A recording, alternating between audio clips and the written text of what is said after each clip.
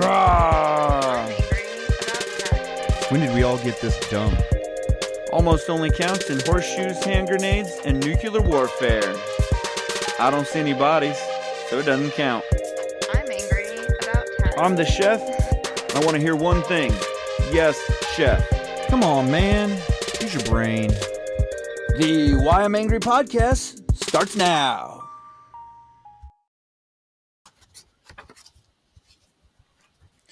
Well, if you're hearing this podcast, you're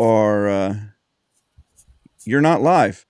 We're recording this right now with Maugs here, and we're getting doing something. We're probably out of the office or whatever, but this still is a great podcast. We're going to talk today about the the electoral system that we consider the two-party system. It obviously we've kind of gotten into it over the years after many parties have come and gone. Two parties have emerged as the large party, and so we want to talk about whether we can continue to survive as a country with just two parties, or whether we need that third or fourth voice. Those that multiple of voices to be able to decide from, to lead our country. Remember, follow, like, and share us. This is our shameless plug. We're only here because of followers and people who consider this a value. So get on our website, subscribe right now. If you put in Angry Patriot in the product code, you get 75% off. It's $1.25 a month for ad-free podcasting, and we'll send out a newsletter every month or so. And then if you want to really help us out, for $2.50, you get the whole shebang. You get the back door. You get all of the articles that we're looking at, all of the news that we look over, and all of that. So, get in there, help us out. Obviously, help doesn't always have to come monetarily. If you get on your social medias and share us, we are the Why I'm Angry podcast on all your social medias except for X. For some reason, we're the Why I'm Angry Pod C, mainly because they didn't have it long enough to get to podcast. So get on, share us, like us, follow us, and if you give a 1 or 5-star review, we will put you in a raffle for a t-shirt. Get in on that, and maybe get a free t-shirt. So I got Maugs here in the studio with me.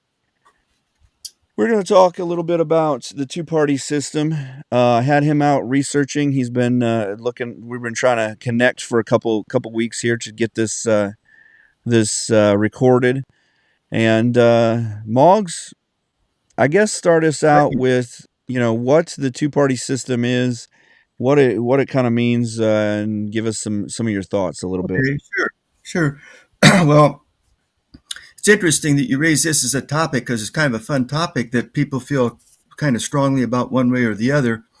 But to go way back, you and I talked a little bit about this before some time ago, is George Washington was not a fan of the two-party system, or really Definitely any not. party system.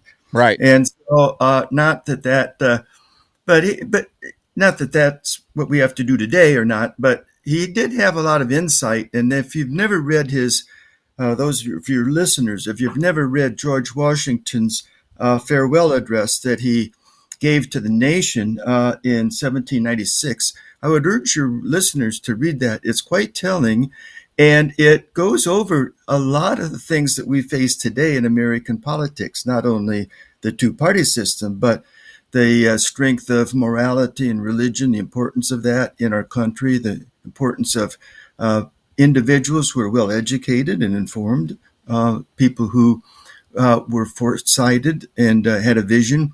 And when you start to read through that, you kind of find yourself shaking your head and saying, gee, I wish he would say that again today, and if anybody would listen to him. Where But did we lose a president like that? Yeah, I could. You're right. I'd vote for him again. Reading this, he's got a balance. He's not really um, what we would call partisan today. I mean, he had his country at heart rather than his Right. politics Right. pocket, and that's what really comes through in his farewell address. Is he's sharing his love for his country, but also sharing his concerns and his worries about its future. And he says in his farewell address, I've got it here, I'll read just a brief excerpt from it, but about the two party system, he's warning the country that a two party system might lead us to more and more fraction in our interactions with one another.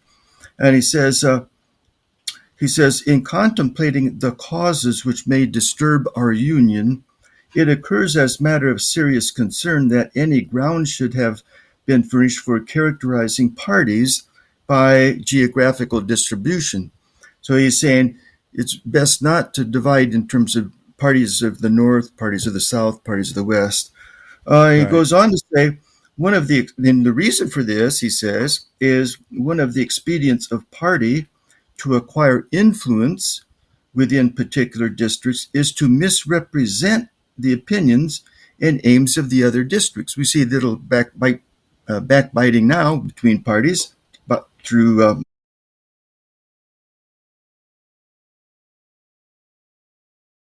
and the heartburnings which spring from these misrepresentations. They tend to render alien to each other and who ought to be bound together by fraternal affection. So uh, I just wanted to share that a little bit. I know you knew that, but I think with your viewers, sometimes it's worthwhile looking back on the wisdom of the past and seeing what we can learn from their experiences and their insight.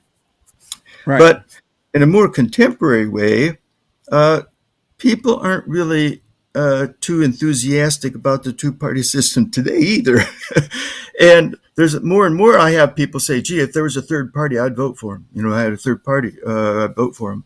So that there is this third party now, this no names, I guess it's called, or no labels. And interestingly enough, that has gained a little bit of traction, not a lot, but a little bit of traction because they're trying to offer a third, at least, alternative for those of us United States, and to support the fact that there is a interest in that. They cited a couple of studies I'll share with you real quickly. One is that um, over half of the people, they did a study of 1,250 adults, and of those, uh, more than half said they were dissatisfied with the two party system. And then only 1 in 4 said that they were satisfied with it. So there is some, discontent about that. And I think that at least raises a possibility of if we had something, whether there would be some support to it, although it would require the right person. So have you ever heard of this no label system there, Aaron? Know much about it? No, I actually haven't heard anything about them. I mean, I They know that don't. they're Yeah, like they don't I have. Yeah, they don't have a candidate yet. They just had a meeting. I guess they've been kind of growing in emphasis in strength a little bit over the years. They kind of were trying to get Joe Manchin to join their cause, and but he decided not to do that. But um, they uh, they held a convention not too long ago, and they're trying to get on the ballot. I don't know if they'll ever fly at all, but I think they're trying to springboard some enthusiasm from the fact that there's a lot of people who would like an alternative to sometimes the two party system. yeah. So So go ahead. so the problem the one thing I've seen with the three, having a third party or not or whatever, is that the electoral system right now is set up for a majority win. So if nobody gets to 50% or nobody gets to 100 and some thousand votes or super votes, or Right. or these Hillary Clinton votes or whatever, Yeah. then they don't get like there. Then there's like then Congress decides. So it's not just the person who wins gets to be president. It you have to get to so many electoral votes. Yeah, So but that's a real clinker in things because the way we're set up, um, if I understand this right, I think the same number of that's based on population, but the electoral votes right now are like 270. I believe that you have to get to be right, president. Other countries, though, have a little different system about that, and say that a lot of countries in Europe they will vote by the popular vote. But because of that, they have a lot of different political parties. So they may have, I mean, some of these countries have, I don't know, 20 different political parties. Some of them are the major political parties, but some of them are minors. But when you have a lot of small political parties, maybe they only get one or two candidates or representatives because of the small slice of the popular vote they get. But when you get say 20 small parties that takes away the vote from the two major parties, then they get a little bit of negotiating power. So then the major right, parties to get to 51 has to include them in some type of unification or a party unity. So it's interesting. Their system, I don't think, correct me if I'm wrong, does anything with electoral votes. It's basically on popular vote. right. Okay. Yeah. Right. Yeah. No. Yeah. Most of them, like if you, I mean, it was sad to say, but I think it was Argentina just had an election, and they elected a, well, what they call a libertarian candidate, or they call it. They said, the if you watch MSNBC or whatever, he's just like Trump. Well, Trump isn't anywhere close to a libertarian, but Yeah. um, but you know they elected a libertarian candidate, and there was like you said 4 or 5 people voting, or 4 or 5 people in the electoral group that they were voting for, and so they basically they had they it was the person who had the most votes won. It wasn't Yeah. like you didn't have to get to you didn't have to unite the whole country together. It was just whoever had the most following, they won, and then you build your government based off of that. And that was the one thing I kind of read through quickly when I was looking at even the UK. They have two main parties, and those two parties have built the government for the last since the World War II. And they basically when whoever gets elected, that's how they then build the government. That's how they decide who's in charge. From there isn't there isn't as much of election for states and stuff like that. It's more, this person is going to be in charge of this area, this person, because that area is more that way, they follow that type thing. And they build like it's called the House of Lords. Yeah. They're not elected at all, so they don't have like a constituency to like go back Yeah. to, where the House of Commons is. Um, from my from what I could read of it, it seems like those guys are elected for the most part. Yeah. And then it's based on, the House of Lords is based on that, based on the fact that whoever's the ruling party has the majority. Yeah. Yeah. I think that from what I understand, the House of Lords is based on inheritance or the aristocracy, Right. and then the House of Commons is like our House of Representatives that are elected to the Parliament there. Right. And Yeah, I read that and they have. I guess that's worked pretty well for them. I mean, I guess they get along pretty well with that. But I I think mean, they're other than you've seen full-on fistfights in their House of yeah, yeah, Commons, that's true. but That's true. There is a little ire raised, I'm sure there. But I was interesting for me as I've looked at this whole issue about how to choose representatives that go to the government, because honest, honestly, I thought that was probably a pretty good thing. But on the other hand, what can happen is, because you're uh, opening up the say the House of Representatives or the representation to any group, then any group can join. So if you have a political party that's fascist, if you have a Nazi political party, if you have a political party that's really against the stabilization of government, they can still have representatives there, because all political parties have to be representative. So before Right. long, you can have kind of a block of resistance that prevents effective governance. Then, if you get too many of these parties that are kind of anti-establishment parties, Right. so there is that downside too, I guess.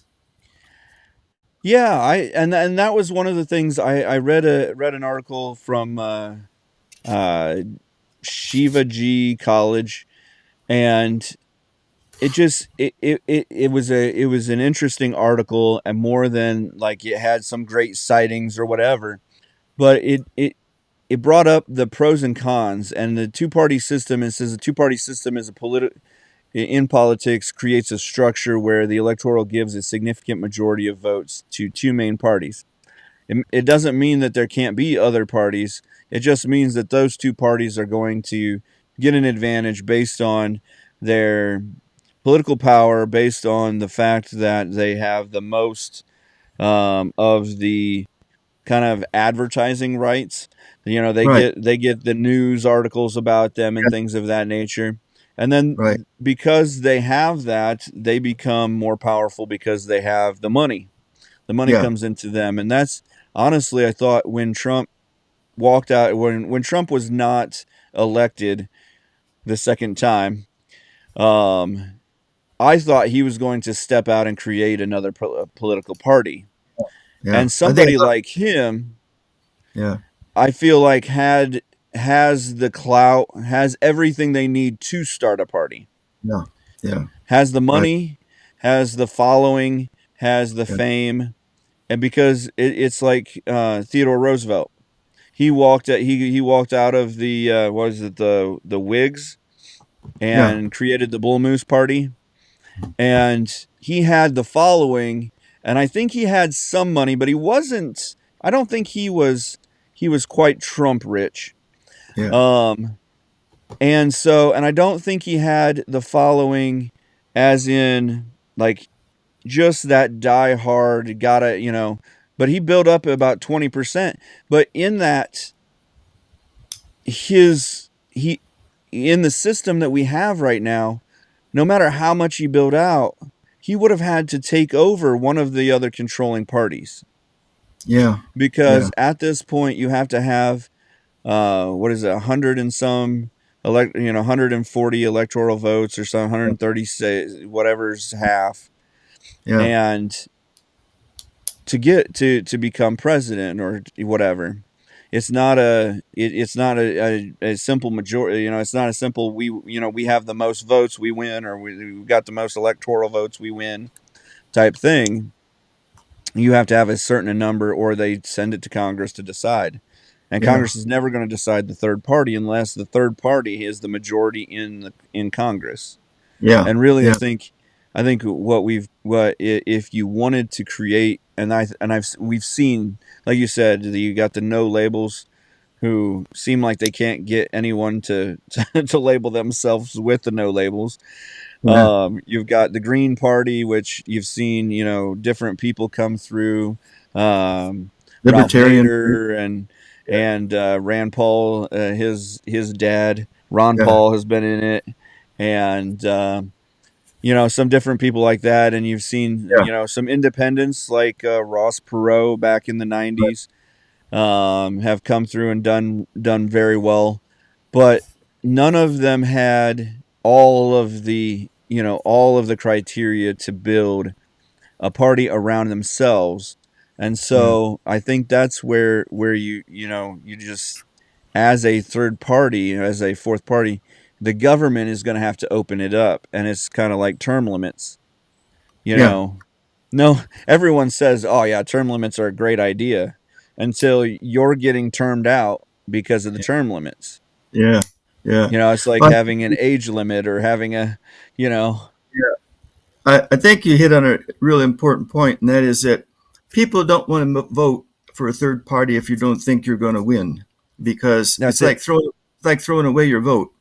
So Right, if there ever is a third party, it has to be a very strong and convincing third party that has a candidate or a block of candidates that are have a major reputation already, plenty of money behind them, and has some way of conveying their policy and their uh, platforms to a large number of people easily. So there's a lot of uphill to a third party uh, that I think right now the best we can imagine would be there'd be a third party that would take away a certain number of electoral votes. But then you figure if the two major parties don't get the majority, then what kind of backroom negotiations are going to happen to between the third right, party right. and one of the other two major parties? There's going to be a lot of negotiations to find some kind of a coalition if, say, the third party takes away 10% or 15% of the electoral votes. Um, then things could get real interesting in a hurry. Yeah. Yeah, So, I mean, definitely. I mean, and you hit on it here that there has only been 30 senators since the Civil War. 30 senators, 112 representatives for the House, 28 governors who were not affiliated with a major party. That's it. okay. That's all that's Yeah. ever been elected. Yeah. Yeah. Um, there were 144 libertarians holding office at the local level at one point, 139 Green Party members, and 26 Constitution Party officials. Okay. Um, but that's the majority. That's how many in almost in a little over 250 years or so. 200. Well, it's Yeah. about 270 years now, 60 years now since the Civil War. We've been able to get together maybe about 600 elected officials that were, Mhm. well, not even that is looking at it. It's, yeah, about 300, 350 elected officials over all the years we've been electing people to other parties. Yeah. So, yeah, I think that there's just a lot of difficulties in making a third party a viable dominant party right now. Right, right, But you have to ask. I mean, there is a legitimate uh, desire amongst our citizenry that we do something different. Now, right, I don't understand. I guess what I don't understand some is why in that perspective is how to um, have the influence in the majority parties to get the majority parties less radical, where there can't be some movement towards the middle for people. I think that's what people want. Is say I see more and more people say, "Well, I'm an independent." Well, I think that's what they're saying. If I'm not putting words in their mouth, is I don't want to be extreme on the right or the left. I want to be if I want things to be moderate. I want things to policies to be discussed. I want there to be some common ground built for making decisions. But my frustration is how do we get our two major parties to move towards the center? I think if we could move things towards the center a bit, there wouldn't be any discussion about a third party. People wouldn't have that much support to it.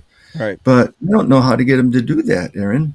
Yeah, the problem is there's no one else. There's no other option. You're like you said, you don't want to throw your vote away.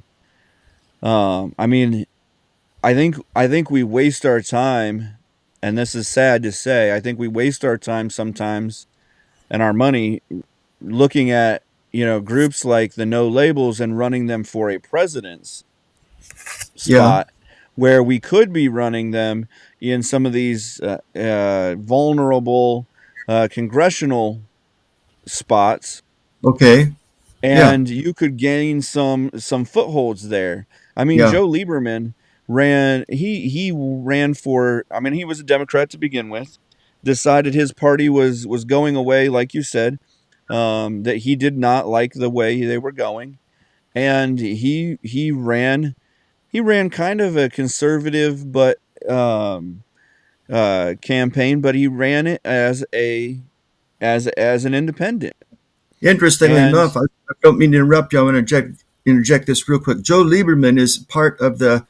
He's a co president of this No Labels. is he now? That's funny. Yeah, he's in the leadership. I The looked at the co-chair, he's one website of the real fast, but I co-chairmen hadn't. of No Labels. So for you to mention his name was kind of cute, but I didn't mean to cut you off. But I wanted to No, just no, share that. no, but it is interesting that somebody, but he did run on No Labels for a long time. I mean, that was his deal, and it was, and I think why he was so successful at it is because, like you said in the beginning, he put the country first.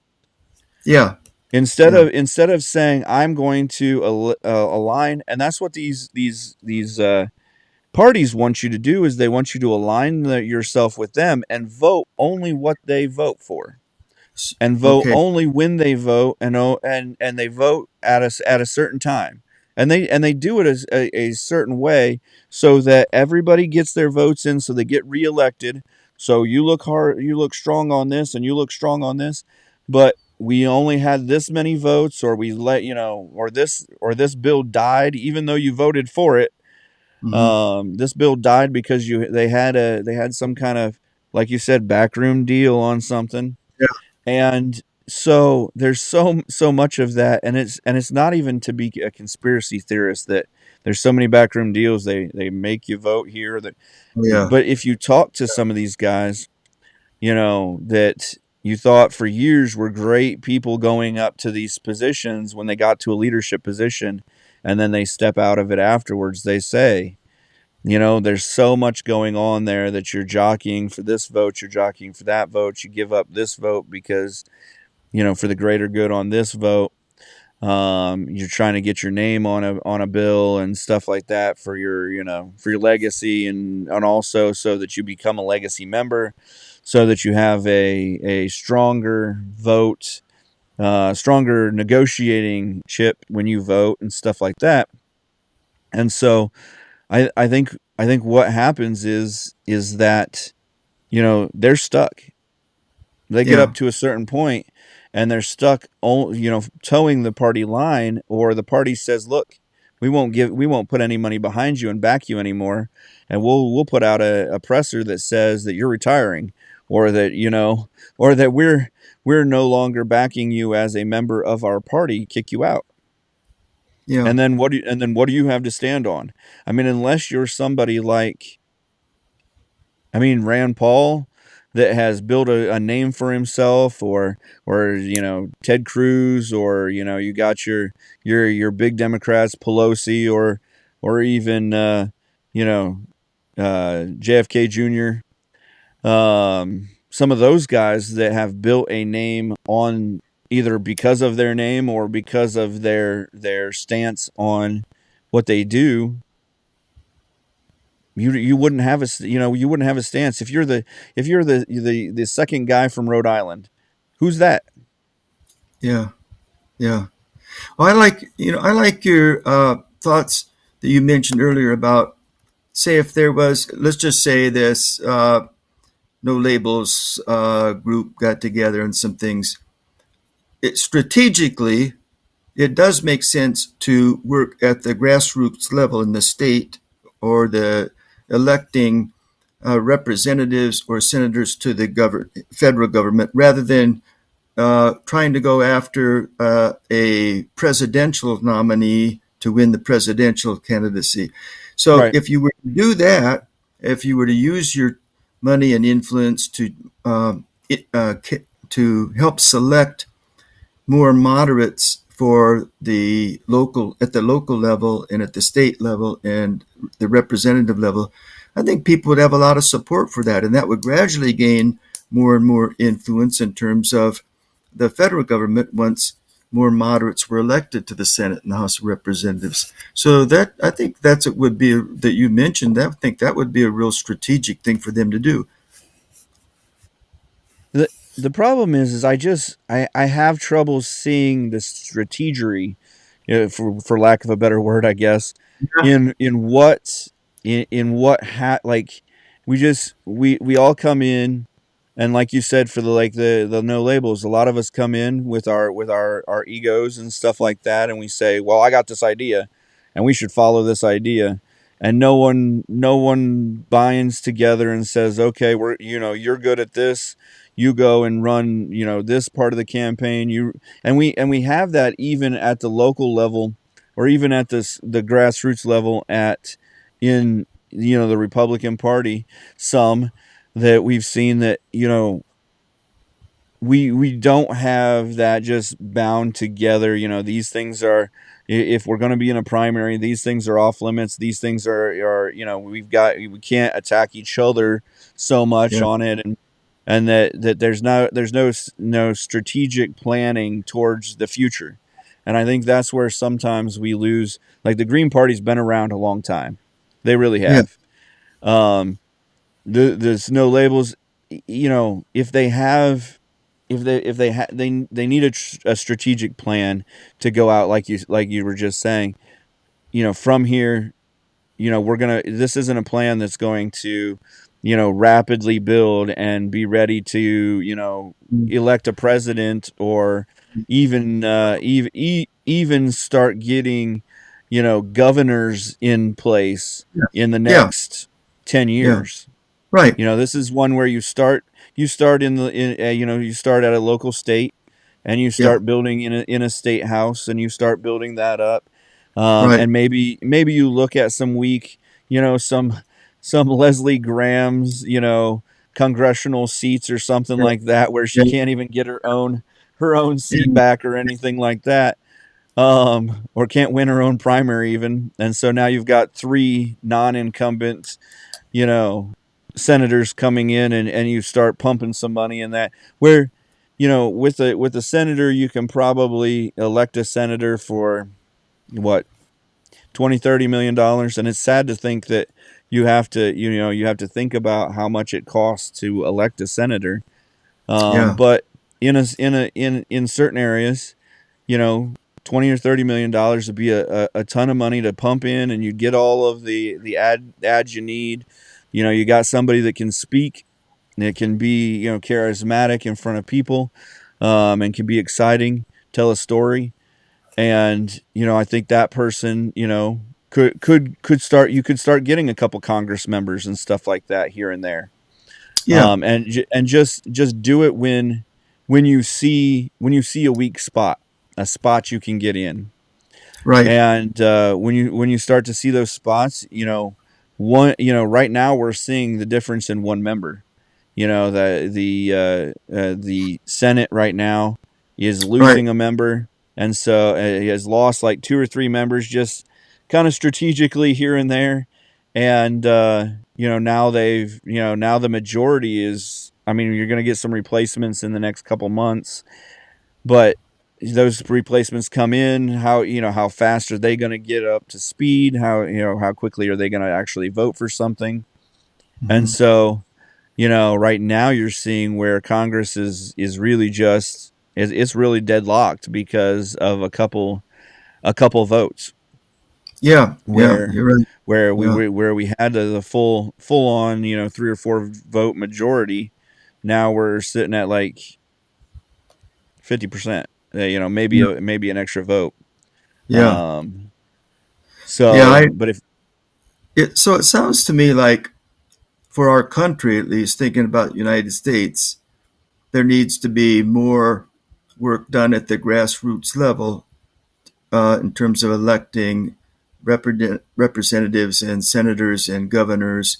It's a long haul. I mean, things don't happen. Rome right, wasn't built in a day. So but I think there needs to be some thought and reflection about how can we gradually build and utilize the support out there for more moderate candidates to represent our thoughts and our feelings.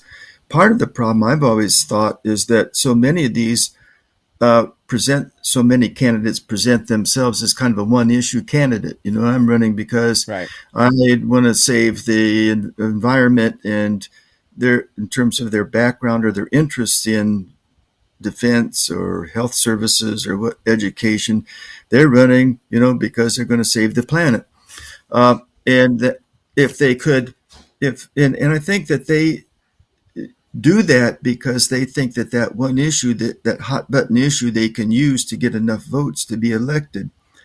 But it doesn't show the kind of person we want in Congress, in a sense that that person needs to be well educated in a lot of other areas and be interested in a lot of other areas and be Right. able to vote responsibly for things on like in education and that. And now we seem to be, yielding so much to the single issue candidates that I'm not sure we're getting the best people in there that can represent all of our issues. Not that we're going to agree 100% with them, but at least be educated enough and savvy enough that they can represent their district or their state in a responsible way. Well, I think that takes it back to an education level. I think that takes it back to us educating ourselves on, like you said, on the candidate itself. It's like my father-in-law, threw the pamphlets on the table and said, you know, is this who we're voting for this year? And on the local, sheriff, the city council members and stuff like that. And it's like, but on that, the problem is how do we get to what they stand for and who they're following, type Yes, thing, where now we just see, we see on judges, even the Republican label and the Democrat label on judges. They're not supposed to be partisan in any way, shape, or form. you're They right. should be You're they right. should be there for you as an American, as a um as as an American that is innocent till proven guilty. They should be there for you as an innocent American bystander until You're right. some lawyer comes in and proves that you're not, and they have to rule against you. But it shouldn't matter what your whether you're conservative or not. They should still follow the rule of law. Yeah, they should. Yeah, it's just getting crazy, the judicial system, and that it's so politicized how one judge can make decisions on a political spiel and not in really disregard any prior precedents or prior traditions. They just can do what they want to do. But I think that that's my one of my concerns about the future is how educated people are.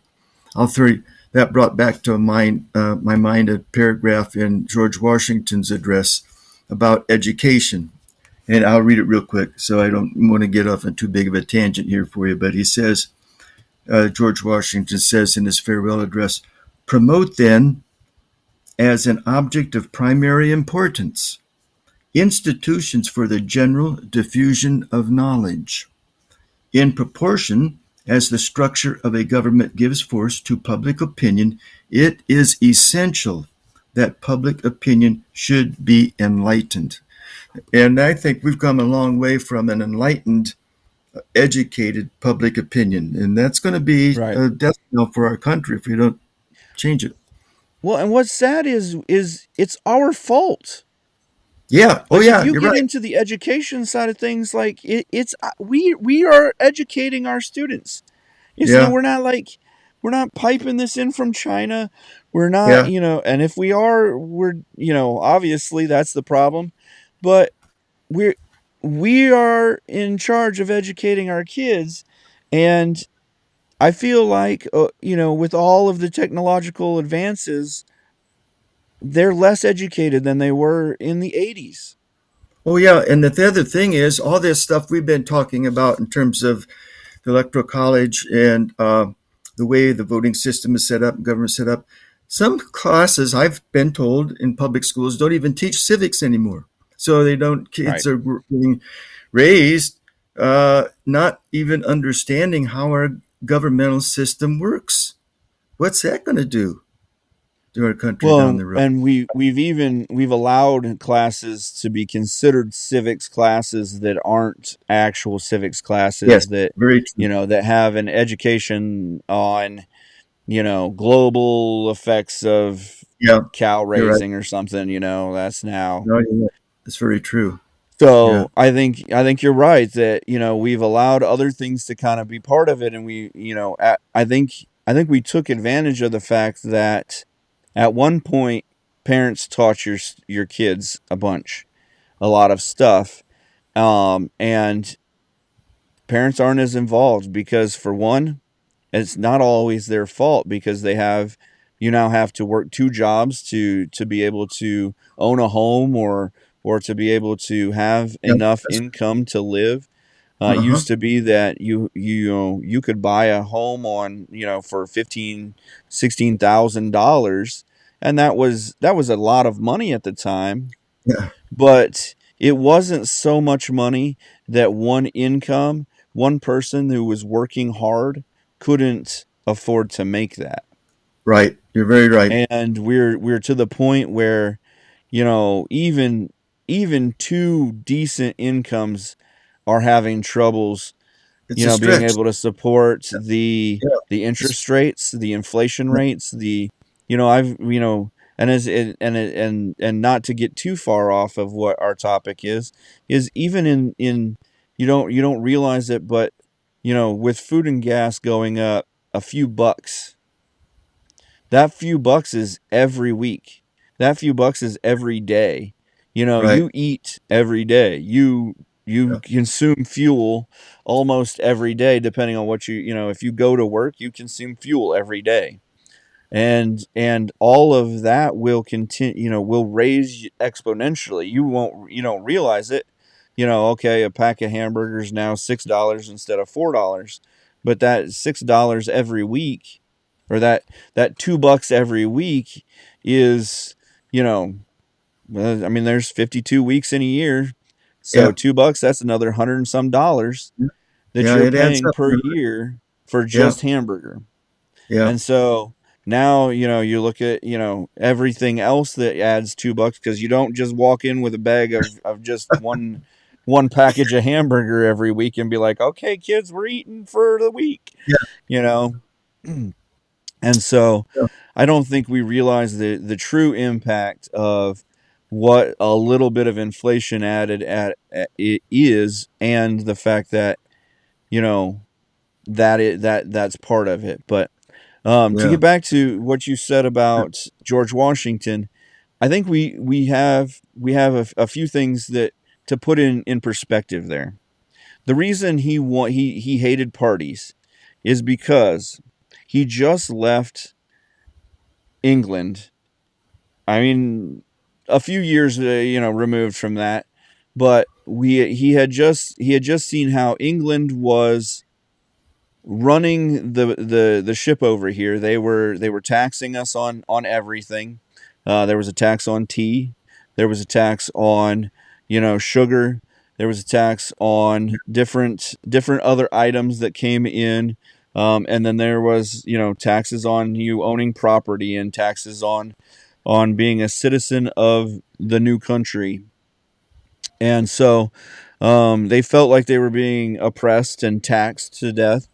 May seem like a similar or familiar feeling if but since especially if you live in New York, where you get taxed on Oh, sodas and luxury yeah, items, yeah. you get an extra tax on cigarettes and tobacco products. This is we're honestly getting real close to the King George Maybe, tax maybe. area Yeah, here. We may be doing a better job of taxing ourselves than King George did, but That's part of though what Washington was worried about. If Yeah. you go back to the first Continental Congress, they didn't want to form a government. Some of them didn't want to form a government at all. They Hmm. just Yeah. wanted to form a union of states Hmm. where there was no federal government, and that we all kind of had a treaty together, Yeah. Yeah. Just a and loose that federal. our state would kind of run our state, and that state would, because they were weary of cutting off the head of King George, and so we had one tyrant, fighting us and creating hundreds of tyrants that are sitting in our backyard, being able to control us, with, at that time they didn't know about ring doorbells or, Sure. surveillance cameras or Yeah. anything Yeah. like that, or Right. cell phones that would be walking around, being able to surveil you at any given minute. Um, they would they would definitely not have voted for that. Um, but so when they created the country, they were leery of anything that could gain enough power to rule in perpetuity.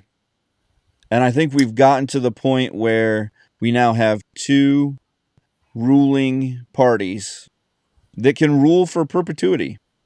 There Yeah. isn't a, That's there isn't a there isn't really a coming change. There isn't something that I see that is coming to change things, because we've fell asleep on it. We've shut our mouths, and just, it got easy to vote the Democrat or the Republican ticket. mhm. And we don't have to educate ourselves. We just believe that they have the right thoughts. Anyone that's allowed into that party is got to be in, got to have the right thoughts, and really, they know what they're doing, and they're trying to run the country the way that we believe. And I Mhm. don't think that that's the way it goes anymore. You've got Mhm. some good people in there, and you've got some people who are trying to right the ship, from what I've seen. And we'll see how that works, if that kind of comes around.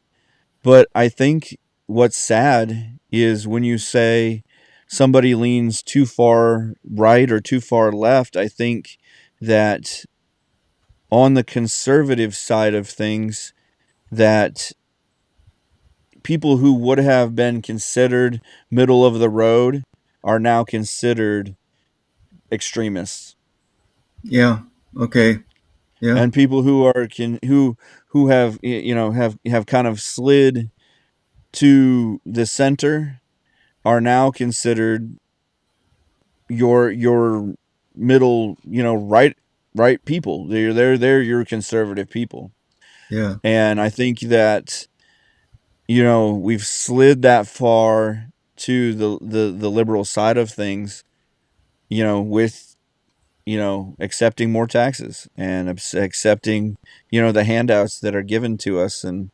and we, that we're we're kind of allowing things to go the way they go. And if we don't step up sometime, those people who used to be, centralists, that you would have been like, get off the fence already or something, they're going to Yeah. be considered your right wing extremists. Yeah. And your people who were who you would have been like, I'd have never voted for this person, left wing liberals, are now going to be considered your centralists and your Republicans. Yeah. Yeah. It's I I I think a lot of this goes back to what you said before. It's from I always like, because you always like to close with your podcast about what are we going to do about it. You know what What are we going we to all do? have. What did we learn? Yep. We all should vote. We all should. It's our. It's not. We can't. We can't change the world tomorrow, but we can be educated. We can be involved. We can be participatory.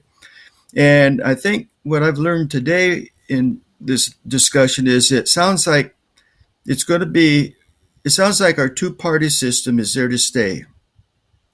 But how we can change that for the better may lie in working harder, each one of us working harder to find good, moderate representatives and senators, and working maybe better at a grassroots levels, maybe having someone like No Labels or an independent party or libertarian party to help provide funds and promotions to get moderates into government at a level, like you mentioned, the governors, get people in power that are more moderate and really push the agenda that way from bottom up. I like that approach.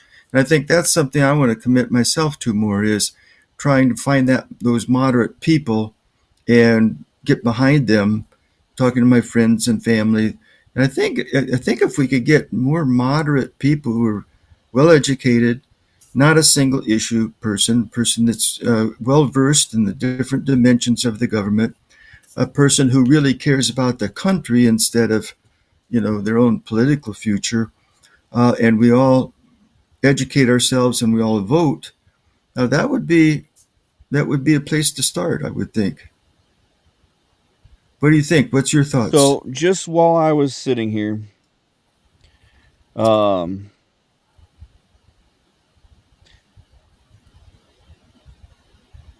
I was looking this is just a thought. Uh huh. So as we were saying that if we could build this at a grassroots, if we could build this at a at a small level. So if you just look at one congressional district, like in Ohio, you have about 780,000 residents. You think about two-thirds of those are voting age residents normally.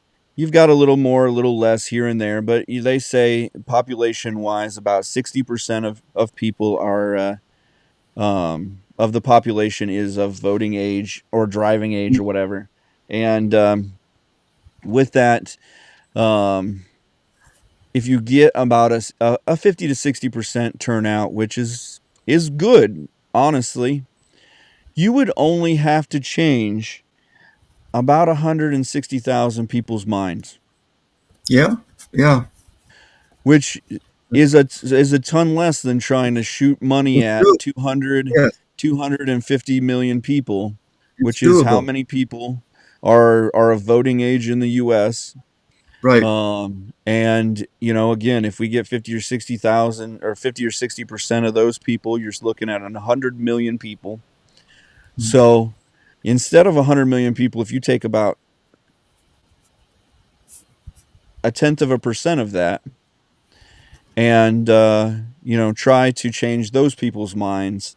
Think if you got one congressman in there, and then you spent the money in 2 years to get the next congressman, Sure. and then in Sure. another 2 years you spend to get the next. You start to build a movement as opposed to you know let's just throw our names in the ring and Yeah. all over the country. And the other thing is, people won't feel like they're throwing away their vote. It's like if you vote for uh, Right. No Labels and they don't really have a prayer of electing a presidential nominee.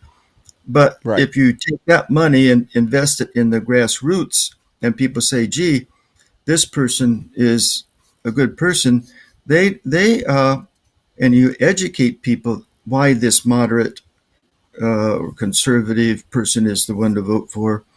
Then people, when they vote, feel that they're really making a difference because they see it right there in their own community, that right there in their own state or their district or whatever. So Right. putting more emphasis on the grassroots elections, I think, maybe is one of the things that we've not done very well with. That maybe we could start by doing a lot better at that level for people. Yeah. And it honestly it comes to with things like you're doing. Just talking to your family members, talking to friends, Yeah, people you meet, anybody that'll listen. Um, you know, talk to the the rabbits in the field over there, whatever. But just Yeah. start getting the word out that we're not just we're not just a single voice anymore. Right. That we've seen with different movements. I won't name any movements, but we've seen with different movements that the silent or the loud minority can get Yeah. things moving. And Yeah. so if we can become, if we can learn to be organized, then we can learn to be a loud minority, even if we Yeah. become the minority. Sure. We used to be the majority, but if we can become that, at least outspoken group, I think you would see a lot more people than you realize are upset with the system the way it is, Yeah. are ready to move on.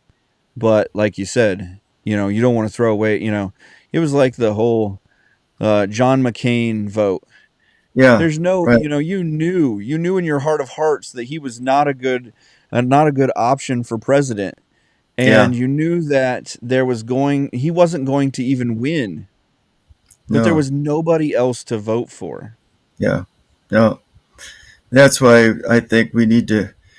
You, the challenge is that we all need to be more educated, and we really need to support good candidates. And That's hopefully, it. we'll in the future we need to really each one of us be supportive when we do find someone that is meets those criteria, that we support them in however way we can, whether it's Right. sending out feelers or talking to friends or family or whatever that might be. But Get involved. uh, I mean, that's yeah, 100%. You get yeah, involved and be right, even if you're at the polling station as a conscientious observer, right, somebody that's just there observing, making sure that the sure, polling is done right and things of that right, nature.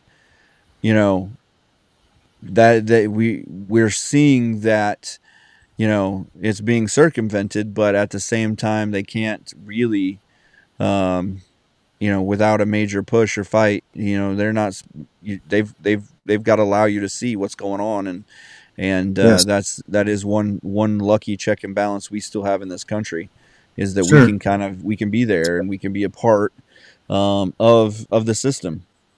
And yes, so even at least at the grassroots level, if we can get the word out, I'm going to look into this no labels group, and maybe we'll start pushing that more, or maybe we'll find somebody that's better to yeah, push, that is more yeah, organized, or maybe we can help them become more organized, at least in our little area.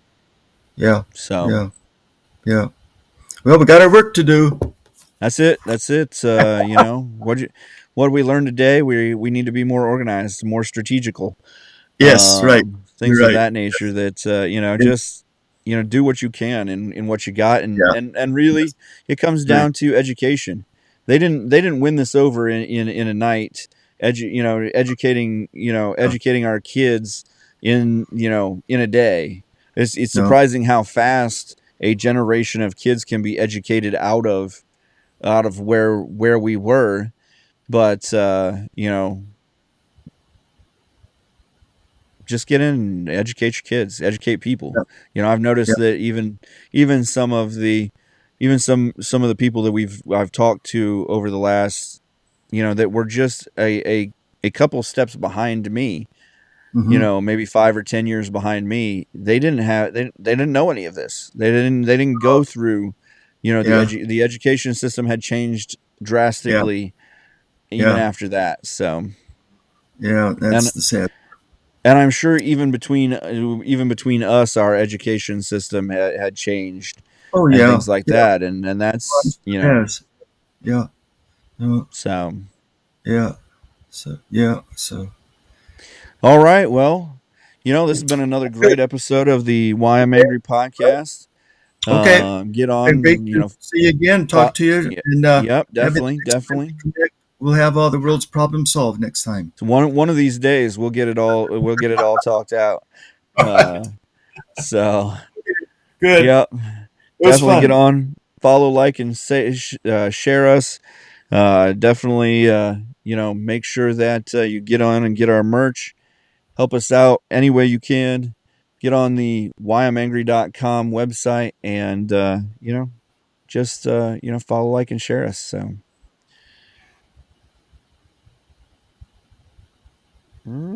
hit the button and nothing happened.